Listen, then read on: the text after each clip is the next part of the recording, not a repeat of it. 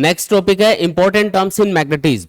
देखो अब जो टॉपिक हम लोग स्टडी करने वाले हैं वो मैग्नेटिक मटेरियल से रिलेटेड है। मैग्नेटिक मटेरियल्स किसको बोला जाता है? ऐसे मटेरियल्स जो मैग्नेटिक फील्ड में रखे जाने पे मैग्नेटाइज होते हैं उनको हम बोलते हैं मैग्नेटिक मटेरियल्स। जैसे आयरन हो गया, स्टील हो गया, कोबाल्ट हो गया, निकल हो गया, ये सब क्या है? मैग्नेटिक मटेरियल्स हैं। इनको अगर आप किसी मैग्नेटिक फील्ड में रखोगे तो ये मैग्नेटाइज होकर खुद भी एक मैग्नेटिक फील्ड प्रोड्यूस कर लेंगे, इसलिए इनको बोलते हैं मैग्नेटिक मटेरियल्स। और कुछ ऐसे मटेरियल्स भी हैं जिन पे मैग्नेटिक फील्ड का कोई इफेक्ट नहीं होता, मतलब उनके ऊपर आप मैग्नेटिक फील्ड अप्लाई कर दो वो मैग्नेटाइज ही नहीं होंगे। जैसे वुड हो गई, प्लास्टिक हो गया, ग्लास हो गया, इनके ऊपर मैग्नेटिक फील्ड का कोई भी इफेक्ट नहीं होता है, तो इनको बोलते हैं नॉन मैग्नेटिक मटेरियल। ठीक है, एक टाइप का जो मैग्नेटिक मटेरियल है वो दूसरे से कैसे डिफरेंट होगा इसको हम एक्सप्लेन करेंगे, कैसे उनको कैटेगराइज करते हैं, उसके लिए हम कुछ बेसिक टर्म्स पढ़ने वाले हैं। तो पहली जो टर्म है वो है मैग्नेटिक परमिएबिलिटी। इसको हम म्यू के सिंबल से डिनोट करते हैं। किसके सिंबल से डिनोट करेंगे? म्यू के सिंबल से डिनोट करते हैं। देखो जैसे मान लो कि आपने कोई भी मैग्नेटिक मटेरियल है उसको मैग्नेटिक फील्ड में रखा, इसके ऊपर आपने एक मैग्नेटिक फील्ड अप्लाई किया, ये मैग्नेटिक फील्ड अप्लाई किया बी नोट। एक चीज याद रखो कि आगे जो भी टॉपिक्स हम पढ़ने वाले हैं उनमें बी नोट हमेशा एक्सटर्नल मैग्नेटिक फील्ड को रिप्रेजेंट करेगा। बी नोट क्या बताएगा हमको?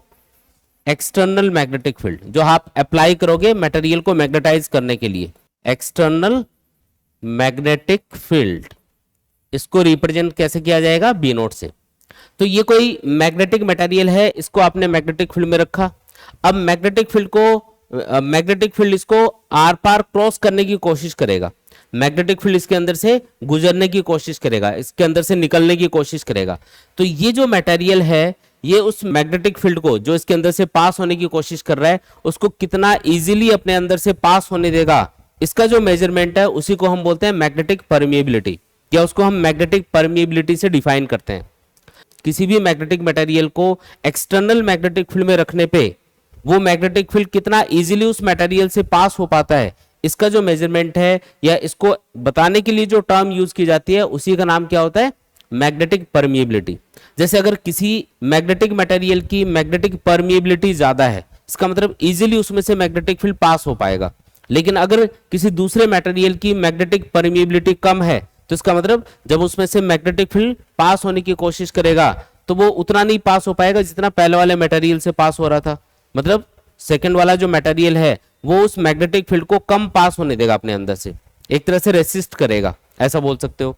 मतलब उतना इजीली पास नहीं हो पा रहा उसमें से जितना पहले वाले मटेरियल में से पास हो रहा था। तो हम बोलेंगे कि जो फर्स्ट वाला मटेरियल है उसकी मैग्नेटिक परमिएबिलिटी ज्यादा है और दूसरे वाले मटेरियल की मैग्नेटिक परमिएबिलिटी कम है। तो ये वो बेसिक टर्म है जो आपको ये बताती है कि किसी भी मैग्नेटिक मटेरियल से कितना इजीली मैग्नेटिक फील्ड पास हो सकता है। ठीक है, अगर इजीली मैग्नेटिक फील्ड पास होगा तो हम बोलेंगे कि इस मटेरियल की मैग्नेटिक परमिएबिलिटी ज्यादा है, और अगर इजीली मैग्नेटिक फील्ड पास नहीं हो पाएगा तो हम क्या बोलेंगे कि इस मटेरियल की मैग्नेटिक परमिएबिलिटी कम है। ये तो इसका मतलब हुआ। ठीक है, फ्री स्पेस यानी कि वैक्यूम की जो मैग्नेटिक परमिएबिलिटी है उसकी वैल्यू आपको याद करनी है। उसकी वैल्यू होती है 4 पाई इंटू 10⁻⁻⁷। देखो ये जो वैल्यू है ये आपको याद रखनी है क्योंकि काफी क्वेश्चंस में हम इसको यूज करते हैं। म्यू नॉट मतलब magnetic permeability of free space, free space बोला जाता है वैक्यूम को, magnetic permeability of free space, ये इसकी वैल्यू होती है। तो ये याद रखेंगे। दूसरी बात, जैसे किसी भी मटेरियल की मैग्नेटिक परमिएबिलिटी को आपको कंपेयर करना हो फ्री स्पेस की मैग्नेटिक परमिएबिलिटी से, तो उसको हम एक अलग नाम से जानते हैं, उसको हम बोलते हैं रिलेटिव मैग्नेटिक परमिएबिलिटी। क्या बोलेंगे उसको? Relative magnetic permeability. ठीक है, और इसको हम म्यू आर के सिंबल से डिनोट करेंगे।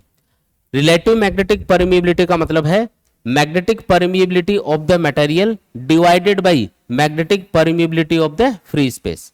ये जो रेशियो है इसी का नाम होता है रिलेटिव मैग्नेटिक परमिएबिलिटी। किसी भी मटेरियल की मैग्नेटिक परमिएबिलिटी और फ्री स्पेस की मैग्नेटिक परमिएबिलिटी का जो रेशियो होता है उसी का नाम क्या है? Relative magnetic permeability. ठीक है, समझ में आया? इजी टर्म है एकदम।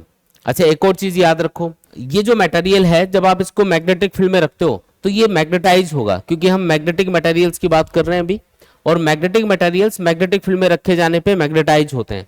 तो अगर ये मैग्नेटाइज होगा तो ये खुद भी कुछ मैग्नेटिक फील्ड प्रोड्यूस करेगा, और इसके अंदर अब टोटल मैग्नेटिक फील्ड हो जाएगा बी। बी मतलब total magnetic field inside the magnetic material.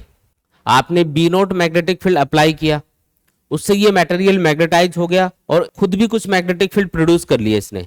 तो जो एक्सटर्नल मैग्नेटिक फील्ड इसके ऊपर अप्लाई कर रखा है वो प्लस जो उसने खुद ने प्रोड्यूस किया, उन दोनों को मिला के टोटल मैग्नेटिक फील्ड इसके अंदर कितना बन गया? बी बन गया। तो बी यहां पे किसको बता रहा है? Total magnetic field inside the material, इसको रिप्रेजेंट कर रहा है। आया समझ में? यहां पे बी का जो सिंबल होगा ना वो रिप्रेजेंट करेगा total magnetic field inside the material को, और बी नोट का सिंबल एक्सटर्नल मैग्नेटिक फील्ड को बताने के लिए हम यूज करेंगे। हमने ये बोला कि ये जो मैग्नेटिक मटेरियल है, जैसे इसको एक्सटर्नल मैग्नेटिक फील्ड में हमने रखा तो ये मैग्नेटाइज हो गया और इसने खुद ने भी कुछ मैग्नेटिक फील्ड प्रोड्यूस कर लिया, और अब इसके अंदर टोटल मैग्नेटिक फील्ड कितना हो चुका है? बी। टोटल मिला के जो इसने प्रोड्यूस किया, जो इसको एक्सटर्नल मिला, सारा मिला के कितना हो गया? बी हो गया। तो ये जो बी और बी नोट का रेशियो है, इसको भी हम रिलेटिव मैग्नेटिक परमिएबिलिटी के इक्वल लिख सकते हैं। ये भी इसी के बराबर आता है, यानी कि मटेरियल के अंदर total magnetic field divided by external magnetic field जो आपने अप्लाई किया है, इसका जो रेशियो है वो भी किसको रिप्रेजेंट करता है? Relative magnetic permeability of the magnetic material को रिप्रेजेंट करता है। ठीक है। अच्छा, जो नॉन मैग्नेटिक मटेरियल है उनके लिए म्यू आर कितना होगा? तो नॉन मैग्नेटिक मटेरियल का मतलब है ऐसा मटेरियल जो मैग्नेटाइज नहीं होता, उसको आप एक्सटर्नल मैग्नेटिक फील्ड में रखो तो उसके ऊपर मैग्नेटिक फील्ड का कोई भी इफेक्ट नहीं होगा। इसका मतलब वो कोई भी मैग्नेटिक फील्ड अपनी तरफ से प्रोड्यूस नहीं करेंगे। तो उनके अंदर टोटल मैग्नेटिक फील्ड कितना होगा? बी नोट के बराबर ही होगा, क्योंकि बी नोट जो एक्सटर्नल मैग्नेटिक फील्ड आपने अप्लाई किया ये तो इसके अंदर से पास हो ही रहा है, और ये खुद कुछ प्रोड्यूस कर रहा है क्या? नहीं। इसका मतलब इसके अंदर टोटल मैग्नेटिक फील्ड कितना मिलेगा? बी नोट ही मिलेगा। तो बी नोट और बी नोट का रेशियो, क्योंकि इसके अंदर भी बी नोट मैग्नेटिक फील्ड है, बाहर भी बी नोट है, तो बी नोट और बी नोट का रेशियो क्या आएगा? 1 आएगा। तो जो नॉन मैग्नेटिक मटेरियल होते हैं ना, उनके लिए म्यू आर की वैल्यू 1 होती है। बाकी जो मैग्नेटिक मटेरियल्स होंगे उनके लिए म्यू आर की वैल्यू या तो 1 से ज्यादा होगी या 1 से कम भी हो सकती है। ठीक है, वो हम आगे स्टडी करेंगे कि किसके लिए 1 से ज्यादा होगी, किसके लिए 1 से कम होगी। आया समझ में ये? और ये भी याद रखो कि जो म्यू आर है उसकी कोई भी ऐसा यूनिट नहीं होती है। क्यों? क्योंकि देखो म्यू आर किसका रेशियो है? म्यू और म्यू नोट का, या फिर बी और बी नोट का। यहाँ पे म्यू और म्यू नोट की जो ऐसा यूनिट है वो सेम होती है, तो यूनिट कैंसिल हो जाएंगी। यहाँ पे बी और बी नोट यानी कि मैग्नेटिक फील्ड और मैग्नेटिक फील्ड की यूनिट सेम होंगी, तो वो भी आपस में कैंसिल हो जाएंगी। तो म्यू आर क्या होगा? यूनिट लेस होगा। याद रखना है, जो म्यू आर है वो क्या होता है? यूनिट लेस होता है। और अगर ये यूनिट लेस है, इसकी कोई यूनिट ही नहीं है, तो इसकी कोई डायमेंशन भी नहीं होगी, तो ये डायमेंशन लेस भी होगा। तो जो म्यू आर है उसकी ना तो कोई यूनिट होती है और ना ही कोई उसकी डायमेंशन होगी। यूनिट लेस भी होगा और साथ में डायमेंशन लेस भी होगा। क्लियर है एकदम? ये जो म्यू नोट है इसकी ऐसा यूनिट क्या होती है? इसकी ऐसा यूनिट होती है वेबर पर एम्पियर मीटर। ठीक है, वेबर मतलब मैग्नेटिक फ्लक्स की यूनिट होती है। अच्छा, ये भी याद रखो, वेबर किसकी यूनिट होती है? मैग्नेटिक फ्लक्स की। तो जो म्यू नोट या म्यू होता है उसकी ऐसा यूनिट होती है वेबर पर एम्पियर मीटर। ठीक है, और म्यू आर की ऐसा यूनिट क्या होती है? ये यूनिट लेस होता है, इसकी कोई भी ऐसा यूनिट नहीं होगी। ठीक है ना, याद रखेंगे ये।